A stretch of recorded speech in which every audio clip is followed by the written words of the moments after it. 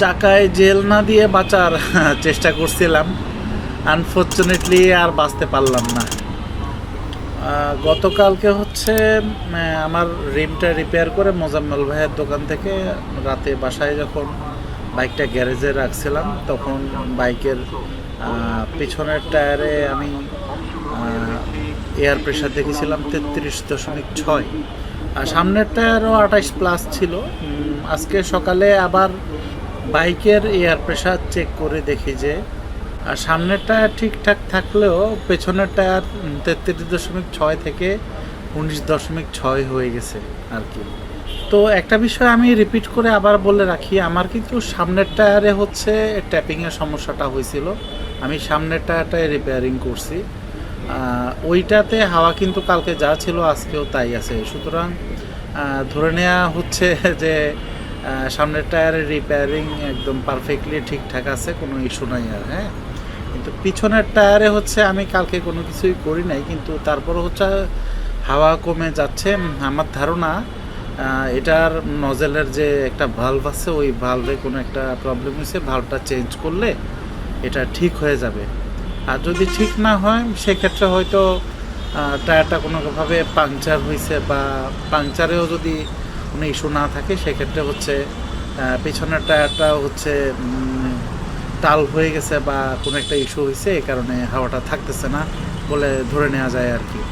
তো আপাতত এত ডিপে যাব না, আপাতত আমি ধারণা করতেছি যে বাল্বটা চেঞ্জ করলেই হচ্ছে এটা ঠিকঠাক হয়ে যাবে ইনশাল্লাহ। আর গতকালকে মোজাম্মেল ভাইয়ের শপে হচ্ছে আমি পিছনের চাকাটা ওনাকে দিয়ে চেক করাইছিলাম, উনি বলতেছে চাকাটা পারফেক্টলি ফাইন। আর আমার নিজেরও মনে হচ্ছে সব কিছু দেখে শুনে চাকাটাতে কোনো ইস্যু নেই, সুতরাং ভালভের ইস্যুটাই হওয়ার চান্সেস একদম সবচেয়ে বেশি। নজেলের ভালভ চেঞ্জ করা জটিল কোনো কিছু না, এটা একটা সিম্পল বিষয়, মাত্র 10-20 টাকায় হচ্ছে এটা চেঞ্জ করা যায়, এবং মোটামুটি নিয়মিতভাবে হচ্ছে এটা চেঞ্জ করা লাগতে পারে, এটা খুব স্বাভাবিক একটা বিষয়। তবে নজেলের ভালভটা চেঞ্জ করার পাশাপাশি আমি আজকে অনেক ভেবেচিন্তে আরেকটা সিদ্ধান্ত নিছি যে আমি অপছন্দ করলেও আপাতত হচ্ছে এটা টায়ার সিলেন্ট বা জেল যেটাই বলেন সেটা দিয়ে দেবো আমার চাকায়। এর কারণ হচ্ছে আমি আবার ঢাকার বাইরে একটা লং ট্যুরে যাব, তো আমি আসলে রিস্ক নিতে চাই না। হ্যাঁ, একটা ইস্যু যেহেতু আমি কিছুদিন আগে ফেস করেছি, আপাতত আমি কোনো ঝামেলায় পড়তে চাই না, এই জন্য আমি জেল দিয়ে দিব সিদ্ধান্ত নিচ্ছি আর কি। তো এর মধ্যে আমি টায়ার জেল কেন পছন্দ করি না, এটার সবচেয়ে বড় কারণটা হচ্ছে আপনাদের সাথে শেয়ার করি। এক নাম্বার কারণ হচ্ছে বাংলাদেশের যে অ্যাভেলেবল টায়ার সিলেন্টগুলো পাওয়া যায় এগুলা অথেন্টিক কিনা এটা নিয়ে আমার ডাউট আছে। একটা ভালো ব্র্যান্ডের টায়ার সিলেন্ট শুধুমাত্র আপনার চাকাটা লিকেজ হলে সিলই করবে না, পাশাপাশি এটা আপনার চাকাটাকে প্রোটেক্ট করবে বলতে আমি আসলে বোঝাতে চাচ্ছি, আপনার চাকায় যদি কোনো লিকেজ হয় সেটা তো অবশ্যই সিল করবে, পাশাপাশি হচ্ছে এই টায়ার সিলেন্টটা কেমিক্যালি এমনভাবে কম্পোজড হবে যে আপনার টায়ারের রিমের কোনো ক্ষতি করবে না, বিশেষ করে ধরেন জং চলে আসা এ ধরনের কোনো সমস্যা হবে না। আর হচ্ছে আপনার টায়ারের যে রাবার পার্টটুকু আছে সেটারও কোনো ক্ষতি করবে না। সমস্যা হচ্ছে বাংলাদেশের ইম্পোর্টাররা যে টায়ার সিলেন্টগুলো ইম্পোর্ট করে এগুলো ওনারা গ্যালনে করে হচ্ছে নিয়ে আসে, এরপর ওনারা ওনাদের ইচ্ছা মতো কিছু ব্র্যান্ড ক্রিয়েট করে লোকালি সেগুলোর আন্ডারে হচ্ছে নিজেরা লেবেলিং করে হচ্ছে এগুলা লোকাল মার্কেটে সেল করতেছে। বাংলাদেশে অ্যাভেলেবেল বিভিন্ন টায়ার সিলেন্টের ব্র্যান্ডগুলো দেখবেন ইন্টারন্যাশনাল মার্কেটে খুঁজে পাবেন না, এটা থেকে খুব ইজিলি বোঝা যায় এই ব্র্যান্ডগুলো লোকালি ক্রিয়েট করা।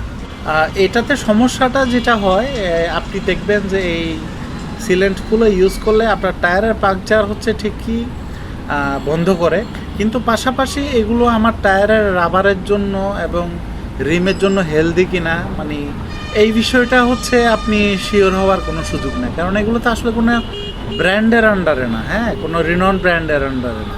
একটা রিনন ব্র্যান্ডের হচ্ছে একটা দায়বদ্ধতা থাকে, কমিটমেন্ট থাকে, এইগুলো তো আসলে সেলফ মেড ব্র্যান্ড, আজকে এই নামে আসবে কালকে আরেক নামে আসবে, সো এইগুলোর ওইভাবে তেমন কোনো দায়বদ্ধতা থাকেও না। তো এই কারণে আমি আসলে এগুলো ইউজ করতে তেমন একটা কমফোর্টেবল না। আর এই লোকাল এই সিলেন্টগুলো ইউজ করার একটা বড় হ্যাসেল হচ্ছে আপনাকে 1 বছর পর পর এগুলা চেঞ্জ করতে হবে। আদারওয়াইজ দেখা যাবে আপনার রিমে হচ্ছে বিভিন্ন ধরনের ইস্যু দেখা যাইতেছে। আপনি ইউটিউবে সার্চ করলেই প্রচুর ভিডিও পাবেন এই রিলেভেন্ট। তো যাই হোক, এই 1-1.5 বছর পর পর এই রিপ্লেসমেন্টের হ্যাসেলের ভয়ে আসলে আমি টায়ার সিলেন্ট ইউজ করতে তেমন একটা আগ্রহী না আর কি। তবে বাধ্য হইলে তো কিছু করার না, ব্যবহার করতেই হবে। তো আপাতত যেহেতু আমি একটা টায়ার সিলেন্ট ইউজ করার সিদ্ধান্ত নিয়েছি, প্রথমে ইন্টারনেটে বেশ ঘাটাঘাটি করলাম কোনটা ইউজ করা যায়। আসলে অনেকক্ষণ ঘাটাঘাটি করেও আমি রিলায়েবল বা আমি ট্রাস্ট করতে পারি এরকম কোনো ব্র্যান্ডের টায়ার সিলেন্ট আমি অন্তত পাই না। হয়তো আছে, আমার হয়তো এক্সপিরিয়েন্স কম, এই জন্য পাই নাই আর কি। তো পরে আর কি করব, বাধ্য হয়ে আমার এক ফ্রেন্ড আছে, ওর নাম মিজান। মিজানকে হচ্ছে আমি ফোন দিলাম সাজেশনের জন্য আর কি। তো মিজান আমাকে সাজেস্ট করলো আপাতত মার্কেটে ভি ফাস্ট আর হচ্ছে ফ্লেমিঙ্গো, এই দুইটা টায়ার সিলেন্ট হচ্ছে মোটামুটি বেশ চলতেছে আর কি। আমি এই দুইটার মধ্যে একটা ট্রাই করতে পারি। তো স্পেশালি ভি ফাস্ট হচ্ছে আমাকে ট্রাই করতে বললো। তো আপাতত যেহেতু আমার নিজস্ব কোনো চয়েস নাই, আমি মিজানের কথা মতোই ভি ফাস্ট হচ্ছে 350 টাকা দিয়ে কিনে আমার এক পরিচিত টায়ার রিপেয়ারিংয়ের শপে হচ্ছে গেলাম এটা জেলটা ভরার জন্য আর কি। এটা হলো আমার সেই পরিচিত ভাইয়া এবং আমার জন্য সবচেয়ে ট্রাস্টেড একটা শপ। এই ভাইয়ের সাথে আমার প্রায় 2 বছরের মতো হচ্ছে পরিচয়। ভাইয়া খুবই আন্তরিক, সবসময় দেখলে হাসি মুখে কথা বলে। ভাইয়াকে মোটামুটি আমি বিশ্বাস করি আর কি। তো এখন প্রবলেমটা হয়েছে কি, ওইগুলো কি লোকালি বানায় না চায়না থেকে আনে? ওই সাদাটা ওই যেটা আনছে না, এটা ওই চায়না থেকে ই করছে, গ্লাম করে আনে, গ্লাম করে আয় না বাংলাদেশ সেখানে প্যাকেট করে। আর আপনাদেরটা? আর এইগুলো সব হলো আপনার লোকাল। আপনাদেরটা ওটা চায়নাতে বিয়ান্স বোতল না, মানে আলাদা গ্লাম করে আয় না। ভাইয়ার স্টেটমেন্ট অনুযায়ী ভি ফাস্টটা আসলে কোয়ালিটি খুব বেশি ভালো না আর কি। ওনার পাশের শপে হচ্ছে আরেকটা আছে, ওইটা উনি খুব আমাকে জোর দিয়ে বলতেছে ওইটার কোয়ালিটি খুবই চমৎকার, এক্সিলেন্ট। আমি ভি ফাস্টটা আমার বাইকের চাকায় না দিয়ে যাতে ওইটা দিই আর কি। তো ভাইয়াকে আমি জানালাম যে এই ভি ফাস্ট আসলে আমার এক ফ্রেন্ড সাজেস্ট করছে, ও সাজেস্ট করার জন্য বেশ রিলায়েবল। ও তো আসলে জেনে শুনে আমাকে এটা ভালো না হলে সাজেস্ট করার কথা না আর কি। তো ভাইয়া তারপরেও আমাকে ইনসিস্ট করতেছে আমি যাতে এটা না দেই, ওনার পাশের দোকানে যেটা আছে ওইটা যাতে কনসিডার করে আর কি দেওয়ার জন্য। তো ভাইয়া যেটা বলতেছে ভি ফাস্টটা ওকে, কিন্তু ওনার পাশের দোকানে যেটা অ্যাভেলেবল ওটা হচ্ছে আরও বেটার। ওনার স্টেটমেন্ট মতে হচ্ছে ওইটা উনি প্রচুর প্রাইভেট কারের চাকা ইউজ করছে এবং খুব ভালো ফিডব্যাক পাইছি আর কি পরবর্তীতে।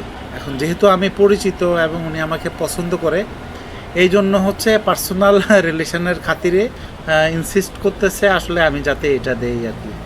তো আমি ভাইয়াকে বললাম ভাইয়া আমি তো অলরেডি ভি ফাস্ট কিনে ফেলেছি, ওইটা তো আর ওই সব হচ্ছে ব্যাক নিবে না, তো এখন শুধু শুধু আরেকটা কিনলে আমার তো আসলে টাকা লস হবে আর কি।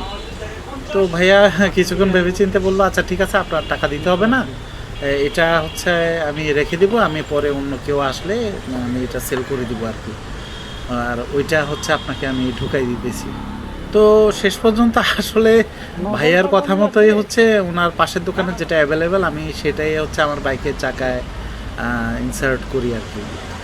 আমি এই সিদ্ধান্ত চেঞ্জ করার পিছনে আসলে 2টা কারণ আছে। এক, আমি ভাইয়াটাকে ট্রাস্ট করি, এটা হচ্ছে 1 নাম্বার কারণ। আমি খুবই ট্রাস্ট করি ওনাকে, অনেকদিন ওনার সাথে আমার সম্পর্ক।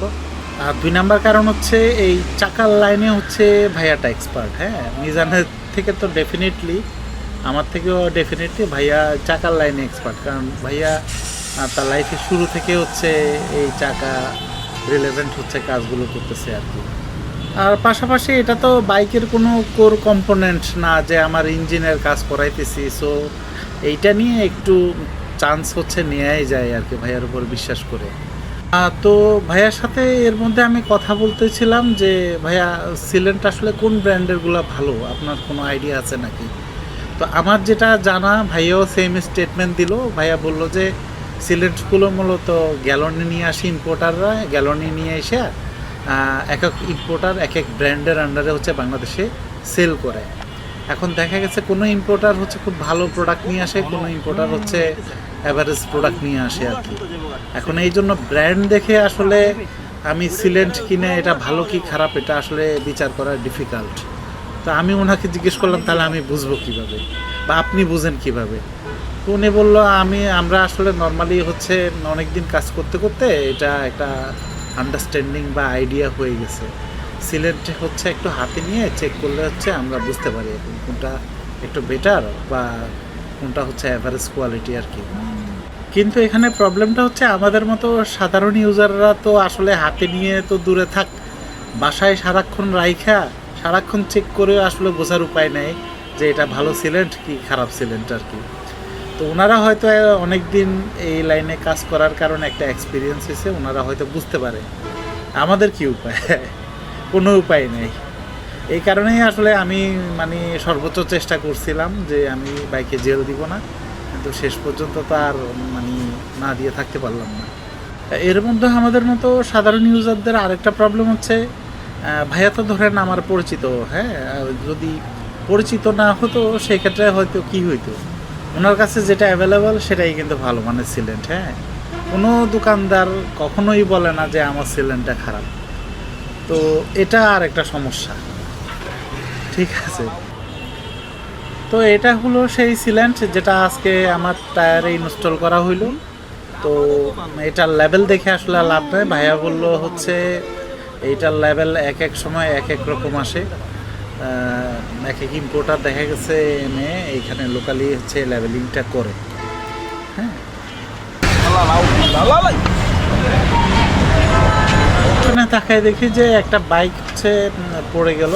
তো কাকতালীয়ভাবে দুর্ঘটনার কারণ কিন্তু আমার মতো সেম, একটা এখান দিয়ে একটা গর্ত আছে, এই গর্তটার মধ্যে উনি বাইকের ব্যালেন্স রাখতে না পেরে পড়ে গেছে। আপনি তো কয়দিন পর পর শো দেখেন তাইলে এখানে? হ্যাঁ, কয়দিন পর পর শো দেখেন? প্রতিদিন এই যে গর্তটার জন্য, এই যে গর্তটা আছে না, ও এখান থেকে কাইটা হঠাৎ করে কাটতে প্রতিদিন অ্যাক্সিডেন্ট হয়, প্রতিদিন মানুষের অ্যাক্সিডেন্ট হয়, প্রতিদিন মানুষ মানে বড় ধরনের দুর্ঘটনা করে। বুঝতে পারছি। আজকে একটু আগে ঘটে যাওয়া যে অ্যাক্সিডেন্টটা দেখতে পেলেন সেটার কারণ হচ্ছে আমার মতো সেম, এই যে দেখেন গর্ত। এটা ক্যামেরাতে আসলে আপনারা বুঝতে পারবেন না, কিন্তু এটা বেশ গভীর। আমি এই রাস্তায় নিয়মিত চলাচলের কারণে হচ্ছে এই গর্তটা সম্পর্কে জানি আগে থেকেই, এই কারণে এখান দিয়ে যাওয়া আসার সময় হচ্ছে আমি সতর্ক থাকি। কিন্তু যারা অপরিচিত এই এলাকায় তাদের জন্য তো আসলে এটা একটা সারপ্রাইজ। হ্যাঁ, তো সারপ্রাইজের রেজাল্ট তো একটু আগে আপনারা দেখলেন। একান্ন হয়ে গেছে, হ্যাঁ, কমাই দেন। কমাই যাচ্ছে। এই নজলটা ভালো না, ওই যে টায়ার ঠিক করানোর পর এটা লাগাইছে যে, নজল চেঞ্জ করছিলেন? আরে এটা ঠিক করানোর পর হিরো এটা লাগাইছে। এটা দুই নম্বর নজল, না, ভালো না। Aluminium nozzle. আমি নিজেও এটা টায়ার জেল দেওয়ার পর হচ্ছে এখন চাকায় হাওয়া দেওয়ার পালা। আমি নর্মালি সামনের চাকায় হচ্ছে 25 থেকে 30 রেঞ্জের মধ্যে হাওয়া রাখি, আজকে একটু বেশি রাখলাম, হ্যাঁ প্রায় 32-এর মতো। আর পিছনের চাকায় হচ্ছে আমার এক্সপেক্টেড ছিল হচ্ছে 35 রাখবো, তো ভাইয়া প্রথম দিকে হচ্ছে একটু 38 দিয়ে ফেলছিল, পরে আমি একটু কমাই দিতে বলছি, পরে মনে হয় উনি সামান্য একটু কমাই দিছে। আমার অনুমান হচ্ছে 35-36-এর মধ্যে পিছনের চাকা আছে। তবে নর্মালি আমি যেটা করি, মানে আজকের দিন হচ্ছে ডিফারেন্ট, নর্মালি হচ্ছে আমি সামনের চাকায় 25 থেকে 30 রেঞ্জের মধ্যে, মানে 28-27 এরকম রাখি। আর পিছনের চাকায় হচ্ছে 33-32, সর্বোচ্চ 35, এর বেশি হচ্ছে রাখি না আর কি। ফাইনালি আমার রিমের রিপেয়ারিং ডান, আর জেল দেওয়াও হচ্ছে ডান। এখন হচ্ছে ফিডব্যাক দেওয়ার পালা। প্রথমে মোজাম্মেল ভাইয়ের রিমের রিপেয়ারিং নিয়ে রিভিউটা দেই। মোজাম্মেল ভাইয়ের কাজ হচ্ছে অ্যামেজিং। হ্যাঁ, ওনাকে আমি লিটারালি ম্যাজিশিয়ান বলবো। উনি রিমটা সার্ভিসিং করে দেওয়ার পর আমার কাছে একদম নতুন বাইকের যে ফিলিংসটা ছিল সেটা আবার ফিরে চলে আসছে। আগে থেকে জানা না থাকলে আসলে এই রিমে কোনো একটা ইস্যু কোনো কালে ছিল এটা বোঝার কোনো সুযোগ নাই আসলে। রাইডিং ফিল, স্টেবিলিটি একদম পারফেক্ট নতুন বাইকের মতো। আর তাছাড়া মোজাম্মেল ভাইকে দিয়ে কাজ করানোর পর হচ্ছে আমি বাইকের থার্ড সার্ভিসিং যখন করিয়েছিলাম তখন হচ্ছে হুন্ডার অফিসিয়াল টেকনিশিয়ান দিয়ে আমি দুইটা রিমই হচ্ছে টাল আছে কিনা বা কোনো ইস্যু আছে কিনা ভালোভাবে চেক করাইছিলাম। আপনারা যারা আমার থার্ড সার্ভিসিংয়ের ভিডিওটা দেখেছেন তারা এই সম্পর্কে হয়তো জানেন। আর স্টেবিলিটির কথা কি বলবো, ভিডিওতেই প্রমাণ দেখতেছেন, একদম এক কথায় অসাধারণ, কোনো ইস্যু নেই। জিরো ইস্যু মোটামুটি। বাইকটা একেবারে নতুন অবস্থায় যে এরকম ফিল ছিল এখনও পর্যন্ত সেই ফিলটাই আছে। সব কিছু মিলিয়ে দিন শেষে আমি মোজাম্মেল ভাইকে হাইলি রিকমেন্ড করতেছি। ওনার হাতের কাজ অলমোস্ট পারফেক্টের লেভেলে। আমি কোনো ভাইব্রেশন ফিল করতেছি না, স্টেবিলিটি নিয়ে কোনো সমস্যা ফিল করতেছি না। এক কথায় যদি আমি বলতে হয়, আমি বলবো টায়ার আর রিম নিয়ে আমার জিরো ইস্যু। এখন আসি জেলের প্রসঙ্গে। প্রথমে হচ্ছে কোন জেলটা ইউজ করবেন, এইটা আমি কোনোভাবেই আপনাকে রিকমেন্ড করতে পারবো না। কেন পারবো না, আপনারা ভিডিওতেই দেখছেন। আমি মতামত দেবো, আপনারা যেটা ভালো মনে হয় সেটাই ইউজ করেন, কোনো ইস্যু নাই। পরিচিত কোনো দোকান থাকলে হচ্ছে ওনা থেকে রিকমেন্ডেশন নেন, আর যদি না থাকে মার্কেটে যেটা পপুলার ওইটাই ইউজ করেন। দ্বিতীয় প্রশ্ন হতে পারে আপনি কতটুকু জেল ইউজ করবেন কোন চাকায়। স্ট্যান্ডার্ড রিকমেন্ডেশন হচ্ছে সামনের চাকায় মোটরসাইকেলের জন্য 100 ml আর পিছনের চাকায় 150 থেকে 200 ml এর মতো ইউজ করলে ভালো। তবে আপনি 500 ml এর যদি বোতল কিনেন, সর্বোচ্চ যেটা করতে পারেন সামনের চাকায় 200 ml আর পিছনের চাকায় 300 ml বা 250 ml দিয়ে দিতে পারেন আর কি। মোটামুটি আমি আপনাকে জেনে শুনে বুঝেই বলতেছি, এর বেশি জেলের আসলে দরকার নাই। হ্যাঁ, মোটরসাইকেলে বেশি জেল দিলে হবে কি, আপনার বাইকের টায়ারগুলো একটু হয়তো ভারী হয়ে যাবে, স্টেবিলিটি কমে যাইতে পারে, ব্রেকিংয়ের সমস্যা হইতে পারে। দরকার কি, দরকার তো নাই আসলে। আর তৃতীয় প্রশ্ন হচ্ছে কতদিনের একটা জেল হচ্ছে আপনি ইউজ করবেন চাকাতে ঢুকিয়ে। আমি সাজেস্ট করবো 1 বছর পর পর হচ্ছে আপনি এই জেলটা ফেলে দিয়ে নতুন একটা জেল দিবেন, পুরোনো জেলটা ফেলে দিয়ে। এটা সবচেয়ে ভালো আপনার রিমের জন্য, টায়ারের জন্য। 1 বছরের বেশি ইউজ করলে যে অনেক সমস্যা হয়ে যাবে তেমনটা না, তবে 1 বছর পর পর রিপ্লেস করে ফেললে আপনার রিম আর টায়ারের জন্য ভালো আর কি বিষয়টা। ফাইনাল একটা প্রশ্ন আসতে পারে যে আপনি জেল ইউজ করবেন কিনা টায়ারে। এটার আনসার আমার কাছে নাই। আমি পার্সোনালি জেল ইউজ করা পছন্দ করি না। আমি সর্বোচ্চ চেষ্টা করে জেল ইউজ না করে থাকতে, যেহেতু আমার সাথে একটা ইস্যু হয়েছে কিছুদিন আগে। আমি হয়তো বাধ্য হয়ে এবার জেল ইউজ করছি। ভবিষ্যতে 1 বছর পর এই জেলটা ফেলে দেওয়ার পর আর ইউজ নাও করতে পারি আর কি। আপনি এবার চাইলে ইউজ করতে পারেন, ইউজ করলে কোনো ক্ষতি নাই, কিন্তু মেনটেনেন্সটা করবেন আর কি 1 বছর পর পর। মানে পুরোনোটা ফেলে দিবেন, নতুন একটা জেল দিয়ে দেবেন। আচ্ছা, আরেকটা বিষয় মাথায় রাখবেন, জেল ইউজ করলে আরেকটা হ্যাসেল দেখা দেয়। এই আপনার নজেলের যে বাল্ব আছে, ওই বাল্বটা কিছুদিন পর পর নষ্ট হয়ে যায়, ফলে দেখা যায় যে টায়ার প্রেশার ইনএকুরেট আসে আর কি। এইটা মাথায় রাখবেন। এটা মাঝে মধ্যে নজেলটা ক্লিন বা নজেলের বাল্বটা হচ্ছে কিছুদিন পর পর রিপ্লেস করতে হবে। জেল ইউজ করার একটাই মারাত্মক সুবিধা, লং রাইডে গেলে ইমার্জেন্সি সিচুয়েশানে আপনি হয়তো একটা লাইফ সেভিংস সাপোর্ট পাবেন, কিন্তু এর বিনিময়ে অনেকগুলো হ্যাসেল আপনাকে সহ্য করতে হবে। তো এটা আর কি, আপনি ডিসাইড করবেন আপনার জন্য জেলটা কি দরকার নাকি দরকার না। আজকে এতটুকুই, আর বেশি ভিডিওটা বাড়াবো না। তো ভিডিও শেষে আমি একটা জিনিসই ভাবতেছিলাম, মিজানের সাজেশান অনুযায়ী আমি যে ভিফাস নিয়ে দিন শেষে ইউজ করলাম না, এই জন্য সে কি আমারে ক্ষমা করবে নাকি? আপনাদের কি মনে হয়? ঠিক আছে, আজকে এই পর্যন্তই। আল্লাহ হাফেজ, আসসালামু আলাইকুম।